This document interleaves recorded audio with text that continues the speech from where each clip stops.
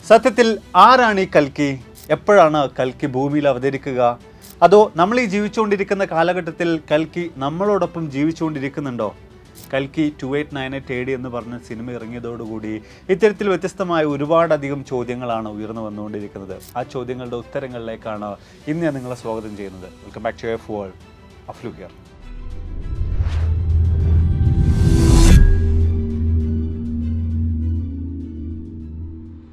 Hindu mythology പ്രകാരം പ്രധാനമായും 4 യുഗങ്ങളാണുള്ളത്. സത്യയുഗ, ത്രേതയുഗ, ദ്വാപരയുഗ, കലിയുഗ.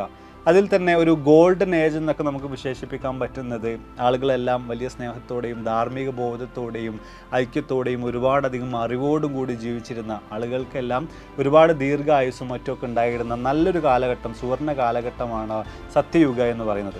അവിടുന്ന് പിന്നീട് ഇങ്ങോട്ട് ഘട്ടം ഘട്ടമായിട്ട് ഓരോ യുഗങ്ങൾ പിന്നിടുമ്പോഴും ആളുകളുടെ പെരുമാറ്റങ്ങളും ആളുകളുടെ അവസ്ഥകളും ഒക്കെ വലിയ തോതിൽ തന്നെ മാറ്റങ്ങൾ വന്നുകൊണ്ടിരിക്കും. ഏറ്റവും അവസാനം കലിയുഗത്തിലേക്ക് എത്തുമ്പോൾ ആളുകളെല്ലാം വളരെ മോശപ്പെട്ട നിലയിൽ യാതൊരുവിധ ധാർമ്മിക ബോധവുമില്ലാതെ പൂർണ്ണമായും അക്രമകാരികളും സ്വാർത്ഥരുമൊക്കെ ആയി മാറുന്ന നിലയിലേക്ക് എത്തിച്ചേരുന്നതായിരിക്കും. സത്യത്തിൽ നമ്മളേവരും ഇന്ന് ജീവിച്ചുകൊണ്ടിരിക്കുന്നത് ഈ ഒരു കലിയുഗത്തിലാണ് എന്നാണ് പറയപ്പെടുന്നത്. അതായത് 5125 വർഷങ്ങൾക്ക് മുമ്പ് ശ്രീകൃഷ്ണന്റെ മരണത്തോട് കൂടിയിട്ട് കലിയുഗം ആരംഭിച്ചു എന്നാണ് കരുതപ്പെട്ടു വരുന്നത്. അപ്പോൾ ഈ യുഗങ്ങളിലൊക്കെ തന്നെ നമ്മൾ പരിശോധിച്ച് നോക്കുമ്പോൾ മഹാവിഷ്ണുവിൻ്റെ ഓരോ അവതാര പിറവികൾ ഉണ്ടാകാറുണ്ട്. മത്സ്യം, വരാഹം, കൂർമ്മം, വാമനൻ അങ്ങനെ തുടങ്ങിയിട്ടുള്ള അവതാരങ്ങളെക്കുറിച്ച് തീർച്ചയായിട്ടും നിങ്ങൾക്ക് അറിയുന്നുണ്ടാകും. ഇതിനോടകം തന്നെ ഈ യുഗങ്ങളിലായിട്ട് 9 അവതാരങ്ങൾ ഭൂമിയിലേക്ക് വന്നു കഴിഞ്ഞിട്ടുണ്ട്. ഇനി ഏറ്റവും അവസാനമായിട്ട് 10ാമത്തെ ഒരു അവതാരം കൂടെ കലിയുഗത്തിൽ അവതരിക്കാനുണ്ട്. ആ അവതാരത്തിൻ്റെ പേരാണ് കൽക്കി. കലിയുഗത്തിൽ ഭൂമിയിൽ വ്യത്യസ്ത തരത്തിലുള്ള പ്രശ്നങ്ങൾ അരങ്ങേറുമ്പോൾ അധാർമികതയും സ്വാർത്ഥതയും അക്രമമൊക്കെ ഭൂമിയെ അടക്കി വാഴുന്ന ഒരു കാലഘട്ടത്തിൽ ഇതിൽ നിന്നെല്ലാം സാധാരണക്കാരായിട്ടുള്ള ആളുകളെ പുറത്തു കൊണ്ടുവരാൻ വേണ്ടി, രക്ഷിക്കാൻ വേണ്ടിയിട്ടാണ് ഇത്തരത്തിൽ മഹാവിഷ്ണുവിൻ്റെ ഈ ഒരു അവതാരം പിറവിയെടുക്കുന്നത്. ഈ ഒരു കൺസെപ്റ്റ് നമ്മൾ പരിശോധിച്ച് നോക്കുകയാണെങ്കിൽ വ്യത്യസ്ത മതങ്ങളിലൊക്കെ തന്നെയും നമുക്ക് ഇങ്ങനൊരു കാര്യത്തെക്കുറിച്ച് തീർച്ചയായിട്ടും കാണാൻ സാധിക്കുന്നുണ്ട്. അതായത് അവസാന കാലഘട്ടത്തിൽ ഭൂമിയിൽ വ്യത്യസ്ത തരത്തിലുള്ള ഒരുപാടധികം പ്രശ്നങ്ങൾ ഉണ്ടാകുമ്പോൾ ദൈവപക്കൽ നിന്നും സഹായവുമായിട്ട് ജനങ്ങളെ സംരക്ഷിക്കുന്നതിന്, ഈ പ്രശ്നങ്ങളിൽ നിന്ന് അവരെ കരകയറ്റുന്നതിന് വേണ്ടിയിട്ട് ഒരു അവതാര പുരുഷൻ അവതരിക്കുന്നതായിട്ട് പല മതങ്ങളിൽ നമുക്ക് നോക്കിയാൽ കാണാൻ സാധിക്കുന്നുണ്ട്. അതിൽ തന്നെ പ്രത്യേകിച്ച് നമ്മൾ ബുദ്ധമതവും ജൈനമതവും സിഖ് മതവും ഒക്കെ പരിശോധിച്ച് നോക്കുമ്പോൾ അവസാന കാലഘട്ടത്തിൽ കൽക്കി എന്നൊരു അവതാര പിറവി ഉണ്ടാകുമെന്ന കാര്യത്തെക്കുറിച്ചൊക്കെ തന്നെയും അവിടെ വിശദീകരിക്കപ്പെട്ടിട്ടുള്ളതായിട്ട് പോലും നമുക്ക് കാണാൻ സാധിക്കുന്നുണ്ട്. ഇനി ഇവിടെ ഉയർന്നു വരുന്ന മറ്റൊരു സുപ്രധാനമായ ചോദ്യമുണ്ട്. ഏതൊരു കാലഘട്ടത്തിൽ അല്ലെങ്കിൽ എപ്പോഴായിരിക്കും ഈ ഒരു അവതാര പിറവി ഉണ്ടാവുക? എപ്പോഴായിരിക്കും കൽക്കി നമ്മുടെ ഇടയിൽ ജനിക്കുക? ഈ ഒരു കാര്യത്തെക്കുറിച്ച് ഹിന്ദു മിത്തോളജിയൊക്കെ നമ്മൾ പരിശോധിച്ച് നോക്കുന്ന അവസരത്തിൽ ആ ഒരു കാലഘട്ടത്തിൻ്റെ ചില സവിശേഷതകൾ നമുക്കവിടെ കാണാൻ സാധിക്കുന്നുണ്ട്. അതിൽ ഒന്നാമതായിട്ട് വരുന്നത് അധാർമികതയും സ്വാർത്ഥതയും അക്രമവും ഒക്കെ ലോകത്ത് വലിയ തോതിൽ തന്നെ വ്യാപിക്കുന്ന അവസരങ്ങളിലായിരിക്കും കൽക്കി ജനിക്കുക എന്ന് പറഞ്ഞൊരു കാര്യമാണ്. രണ്ടാമതായിട്ട് വരുന്ന ഒരു കാര്യം, വ്യത്യസ്ത തരത്തിലുള്ള പ്രകൃതി ദുരന്തങ്ങൾ വലിയ തോതിൽ തന്നെ അരങ്ങേറുന്ന ഒരു കാലഘട്ടത്തിൽ, നദികൾ പോലും വറ്റി വരളുന്നൊരു കാലഘട്ടത്തിലായിരിക്കും കൽക്കി ജനനം കൊള്ളുക എന്ന് പറയുന്ന മറ്റൊരു കാര്യമാണ്. മൂന്നാമതായിട്ട് നമുക്ക് കാണാൻ സാധിക്കുന്നത് ധർമ്മവും ആത്മീയ മൂല്യങ്ങളുമെല്ലാം പൂർണ്ണമായിട്ടും നഷ്ടപ്പെട്ടു പോകുന്ന നിലയിലേക്ക് ഭൂമിയിലെ ജനങ്ങൾ എത്തുന്ന ഒരു കാലഘട്ടം.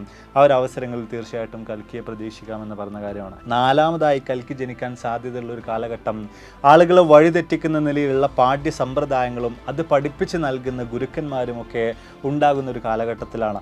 എന്തൊക്കെ തന്നെയായാലും ഇത്തരത്തിൽ വളരെയധികം മോശമായിട്ടുള്ള കലിയുഗത്തിൻ്റെ ഏറ്റവും അവസാനമായിട്ടുള്ള ആ ഒരു കാലഘട്ടത്തിൽ സുമതി എന്ന് പറയുന്ന മാതാവിൽ നിന്നായിരിക്കും കൽക്കി ജന്മം കൊള്ളുക. ഈ കൽക്കി 2898 AD എന്ന് പറയുന്ന സിനിമയിലൊക്കെ ഇതിൽ നിന്ന് ഇൻസ്പയർഡ് ആയിട്ടുള്ള ചില കാര്യങ്ങൾ ഉപയോഗിച്ചിട്ടുള്ളതായിട്ട് തീർച്ചയായിട്ടും നിങ്ങൾക്ക് അവിടെ കാണാൻ സാധിക്കുന്നതായിരിക്കും. എന്തൊക്കെ തന്നെയായാലും ശമ്പല എന്ന് പറയുന്ന ഒരു മാജിക്കൽ പ്ലേസിലായിരിക്കും കൽക്കി ജനിക്കുന്നത്. അതിൽ തന്നെ നമ്മൾ പരിശോധിച്ച് നോക്കുകയാണെങ്കിൽ എവിടെയാണ് ഈ ശമ്പല ഇന്നും ഉണ്ടോ, നമ്മുടെ ഇടയിൽ ശമ്പലയിൽ ജീവിച്ചുകൊണ്ടിരിക്കുന്ന ആളുകളുണ്ടോ എന്നൊക്കെ ചോദിച്ചു കഴിഞ്ഞാൽ ആ ഒരു കാര്യത്തെക്കുറിച്ച് വ്യത്യസ്ത തരത്തിലുള്ള അഭിപ്രായങ്ങൾ പല ഭാഗങ്ങളിൽ നിന്നായിട്ട് ഉയർന്നു വരുന്നതായിട്ട് നമുക്ക് കാണാൻ സാധിക്കുന്നുണ്ട്. ഒരു വിഭാഗം ആളുകൾ പറയുന്നത് ഹിമാലയൻ മലനിരകളിൽ എവിടെയോ ആണ് ശമ്പല എന്ന് പറയുന്ന ഈ ഒരു മാജിക്കൽ വില്ലേജ് ഉള്ളത്. അതിലുള്ള ആളുകൾ ബാക്കിയുള്ള ജനങ്ങളിൽ നിന്നെല്ലാം മറിഞ്ഞ് ജീവിക്കുകയാണെന്ന് തുടങ്ങിയിട്ടുള്ള കാര്യമാണ്. അതുപോലെ തന്നെ മറ്റൊരു വിഭാഗത്തിന് പറയാനുള്ളത് 3 കടലുകൾ ചേരുന്നൊരു സ്ഥലത്താണ് ഈ ഒരു ശമ്പല എന്ന് പറയുന്ന ഗ്രാമമുള്ളത്, ഈ ഒരു പ്ലേസ് ഉള്ളത് എന്ന് തുടങ്ങിയിട്ടുള്ള കാര്യമാണ്. ഇനി ഇതിനെല്ലാം അപ്പുറത്തേക്ക് യഥാർത്ഥത്തിൽ ഇന്ന് നമ്മൾ ജീവിച്ചുകൊണ്ടിരിക്കുന്ന ഈ ഒരു കാലഘട്ടത്തിൽ കാലഘട്ടത്തിൽ ശമ്പല എന്ന് പറയുന്ന ഒരു ഗ്രാമം, അത്തരത്തിലുള്ളൊരു സ്ഥലം നമ്മുടെ ഭൂമിയുടെ ഏതെങ്കിലും ഒരു ഭാഗത്തുണ്ടോ എന്ന് ചോദിച്ചു കഴിഞ്ഞാൽ കൃത്യമായിട്ട് അതിനുള്ള യാതൊരു വിധത്തിലുള്ള ഉത്തരങ്ങളും നമ്മുടെ കയ്യിലില്ല. ഒരുപക്ഷെ ഈ ശമ്പല എന്ന് പറയുന്നത് ഒരുപാടധികം കാലം കടന്നു പോകുമ്പോൾ ഭാവിയിൽ രൂപീകൃതമാകുന്ന ഒരു സ്ഥലമായിട്ട് മാറാനുള്ള സാധ്യതകളും തീർച്ചയായും നമുക്ക് അവിടെ തള്ളിക്കളയാൻ സാധിക്കില്ല. എന്തൊക്കെ തന്നെയായാലും ശമ്പല എന്ന് പറയുന്ന സ്ഥലത്ത് വെച്ചുകൊണ്ട് സുമതി എന്ന് പറഞ്ഞ സ്ത്രീ കൽക്കിക്ക് ജന്മം നൽകുന്ന അവസരത്തിൽ പോലും വ്യത്യസ്ത തരത്തിലുള്ള ഒരുപാട് പ്രശ്നങ്ങൾ അവിടെ ഉണ്ടാകുന്നതായിരിക്കും. കൽക്കിയെ പൂർണ്ണമായിട്ടും ഗൈഡ് ചെയ്യുന്നതും അദ്ദേഹത്തിന് എല്ലാ വിധത്തിലുള്ള സംരക്ഷണങ്ങളും ഒരുക്കുന്നതുമൊക്കെ അശ്വതമ ആയിരിക്കും എന്നൊരു കാര്യത്തെക്കുറിച്ച് ഒരുപക്ഷെ തീർച്ചയായും നിങ്ങളും കേട്ട് കാണാം. ആരാണ് ഈ ഒരു അശ്വതമ എന്ന കാര്യത്തെക്കുറിച്ച് വിശദമായിട്ട് തന്നെ നമ്മൾ പരിശോധിച്ച് നോക്കുകയാണെങ്കിൽ അദ്ദേഹം ഈ ഒരു കലിയുഗത്തിൽപ്പെട്ട വ്യക്തിയല്ല, മറിച്ച് ദ്വാപര യുഗത്തിൽ ജീവിച്ചിരുന്ന വ്യക്തിയാണ്. ദ്രോണാചാര്യരുടെ മകനായ വളരെ ശക്തനായിട്ടുള്ള ഒരു യോദ്ധാവായിരുന്നു അദ്ദേഹം എന്ന കാര്യത്തെക്കുറിച്ച് നമുക്ക് മനസ്സിലാക്കാൻ സാധിക്കുന്നുണ്ട്. പിന്നെ എങ്ങനെയാണ് അദ്ദേഹം ഇത്രയധികം കാലം ജീവിച്ചിട്ടുണ്ടായിരുന്നത്? ആ ഒരു കാര്യത്തെക്കുറിച്ച് നമ്മൾ നോക്കുമ്പോൾ കൗരവരും പാണ്ഡവരും പരസ്പരം ഏറ്റുമുട്ടിയിരുന്ന മഹാഭാരത യുദ്ധത്തിൻ്റെ ഏറ്റവും അവസാന ദിനങ്ങളിലായിട്ട് കർണനും ദുര്യോധനനും ഒക്കെ തന്നെയും നിലം പതിക്കുന്നുണ്ട്. ഈ ഒരു അവസരങ്ങളിലൊക്കെ തന്നെയും ദുര്യോധനൻ്റെ പക്ഷത്തായിരുന്നു, കൗരവരുടെ പക്ഷത്തായിരുന്നു അശ്വത്ഥമ നിലയുറപ്പിച്ചിട്ടുണ്ടായിരുന്നത്.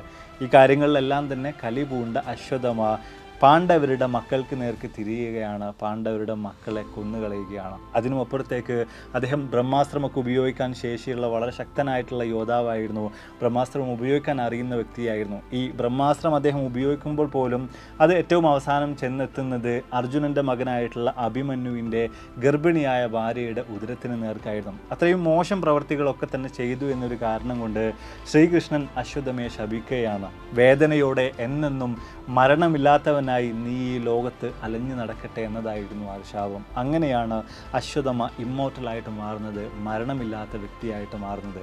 പക്ഷേ ഇവിടെ നമ്മൾ കൃത്യമായിട്ട് ഹിന്ദു മിത്തോളജിയൊക്കെ എടുത്ത് പരിശോധിച്ച് നോക്കുന്ന അവസരത്തിൽ ഈ അശ്വത്ഥമയും കൽക്കിയുമായിട്ട് ഡയറക്റ്റ് ആയിട്ടുള്ള യാതൊരു വിധത്തിലുള്ള കണക്ഷൻസും നമുക്കവിടെ കാണാൻ സാധിക്കുന്നില്ല. എങ്കിൽ പോലും ഈ കൽക്കി സിനിമയിലൊക്കെ തന്നെ നമ്മൾ പരിശോധിച്ച് നോക്കുകയാണെങ്കിൽ കൽക്കിയെ സംരക്ഷിക്കുന്നത് അശ്വത്ഥമയായിരിക്കും എന്ന് പറയുന്ന ചില കാര്യങ്ങളൊക്കെ തന്നെയും അവിടെ കൊണ്ടുവന്നിട്ടുള്ളതായിട്ട് നമുക്ക് ആ ഒരു സിനിമയുടെ ട്രെയിലറിൽ പോലും നമുക്ക് ഏതായാലും കാണാൻ സാധിക്കുന്നുണ്ട്. ഇതുപോലെ തന്നെ നമ്മൾ പരിശോധിക്കുകയാണെങ്കിൽ അശ്വത്ഥമയെ പോലെ തന്നെ മരണമില്ലാതെ ഇമ്മോർട്ടലായിട്ട് നമ്മുടെ ഭൂമിയിൽ നമുക്കിടയിൽ ഇന്നും ജീവിച്ചുകൊണ്ടിരിക്കുന്നുണ്ട് എന്ന് ഹിന്ദു മിത്തോളജി പ്രകാരം എല്ലാവരും വിശ്വസിച്ചുകൊണ്ടിരിക്കുന്ന മറ്റൊരു ക്യാരക്ടറാണ് പരശുരാമൻ. തീർച്ചയായിട്ടും ആ പേര് നിങ്ങൾക്കൊക്കെ തന്നെയും സുപരിചിതമായിരിക്കും. അപ്പോൾ കൽക്കി ജനിക്കുന്ന അവസരത്തിൽ പരശുരാമനായിരിക്കും കൽക്കിയെ വ്യത്യസ്ത തരത്തിലുള്ള വിദ്യകളെല്ലാം തന്നെ പഠിപ്പിച്ച് നൽകുന്നത്. ഒരു നല്ല ഗുരുവായിട്ട് കൽക്കിക്ക് അദ്ദേഹം മാറി വരുന്നതായിരിക്കും എന്ന് തുടങ്ങിയിട്ടുള്ള കാര്യങ്ങളൊക്കെ തന്നെ നമുക്ക് മനസ്സിലാക്കാൻ കാണാൻ സാധിക്കുന്നുണ്ട്. ഏറ്റവും അവസാനം അനീതിക്കെതിരെ ജനങ്ങളെ എല്ലാവരെയും ഒരുമിച്ച് ചേർത്തുകൊണ്ട് കൽക്കി ഒരു വലിയ യുദ്ധം തന്നെ നയിക്കുകയും ആ യുദ്ധത്തിൽ കൽക്കി വിജയം കൊള്ളുകയും പിന്നീടുള്ള കാലഘട്ടത്തിൽ ഭൂമിയിൽ എല്ലാ വിധത്തിലുള്ള സമൃദ്ധിയോടും കൂടെ ആർക്കും യാതൊരു വിധത്തിലുള്ള പ്രശ്നങ്ങളോ അനീതികളോ ഒന്നുമില്ലാത്ത നിലയിൽ കൽക്കി ഭരണം നടത്തുമെന്ന് തുടങ്ങിയിട്ടുള്ള കാര്യങ്ങളാണ് കൽക്കിയുമായി ബന്ധപ്പെട്ടുകൊണ്ട് നമുക്ക് കാണാൻ സാധിക്കുന്നത്. പലപ്പോഴും കഴിഞ്ഞ കാലഘട്ടങ്ങളൊക്കെ തന്നെയും എടുത്ത് പരിശോധിച്ച് നോക്കുന്ന അവസരത്തിൽ ജനങ്ങൾക്കൊക്കെ തന്നെയും രക്ഷകനായിട്ട് വന്നിട്ടുള്ള പല ആളുകളെയും ജനങ്ങൾ പലപ്പോഴും കൽക്കിയായിട്ട് വിശേഷിപ്പിക്കാറുണ്ട്, കൽക്കിയായിട്ട് പോലും കാണാറുണ്ട്. പ്രത്യേകിച്ച് ജനങ്ങളെ വ്യത്യസ്ത പ്രശ്നങ്ങളിൽ നിന്നൊക്കെ തന്നെയും സംരക്ഷിച്ച് അവർക്ക് നല്ല ഭരണം കാഴ്ചവെച്ചിട്ടുണ്ടായിരുന്ന പല രാജാക്കന്മാരെയും പല ജനങ്ങളും കൽക്കിയായിട്ട് വിശേഷിപ്പിച്ചിട്ടുണ്ടായിരുന്നു. അതിനും അപ്പുറത്തേക്ക് ചില രാജാക്കന്മാരൊക്കെ തന്നെയും താൻ സ്വയം കൽക്കിയാണ് എന്ന് പറഞ്ഞുകൊണ്ട് പോലും രംഗത്തേക്ക് വരികയൊക്കെ തന്നെ ചെയ്തിട്ടുണ്ടായിരുന്നു. എന്തൊക്കെ തന്നെയായാലും മൊത്തത്തിൽ കൽക്കി എന്ന് പറയുന്ന ഈ ഒരു കൺസെപ്റ്റിനെ നമ്മൾ എടുത്തു വെച്ച് പരിശോധിച്ച് നോക്കുകയാണെങ്കിൽ അവിടെ കൽക്കിയുമായി ബന്ധപ്പെട്ട് പോലും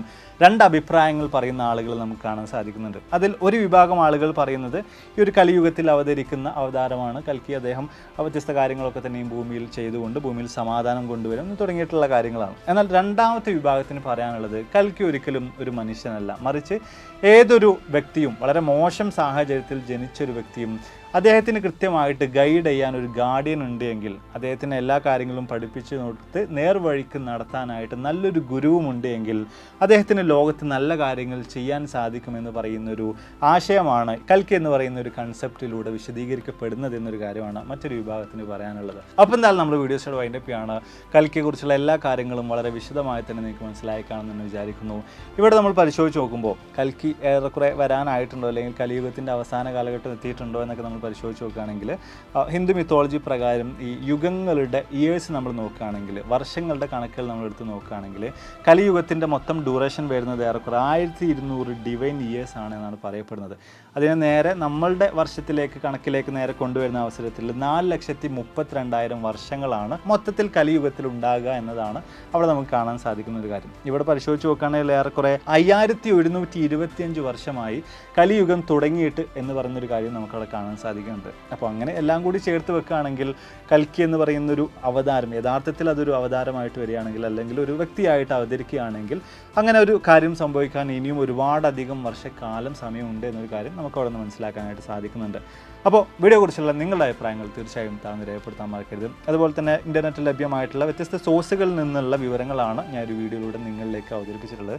ഒരുപക്ഷെ ഈ വക കാര്യങ്ങളിലൊക്കെ എന്നേക്കാൾ കൂടുതൽ അറിവുള്ള ആളുകൾ നിങ്ങളുടെ കൂട്ടത്തിലുണ്ടാകും. അപ്പോൾ ഞാൻ ഈ പറഞ്ഞത് എന്തെങ്കിലും തരത്തിലുള്ള തിരുത്തലുകൾ തെറ്റുകളൊക്കെ ഉണ്ടെങ്കിൽ തീർച്ചയായിട്ടും തിരുത്തി തരാം. കമൻറ്റ് ബോക്സ് നിങ്ങൾക്ക് അതിന് വേണ്ടിയിട്ട് തുറന്നിട്ടിരിക്കുകയാണ്. അപ്പോൾ ഇതിൽ നല്ല ഒരുപാടധികം വീഡിയോസിലുമായിട്ട് കണ്ടുവിട്ടാണ് പ്രതീക്ഷയോടെ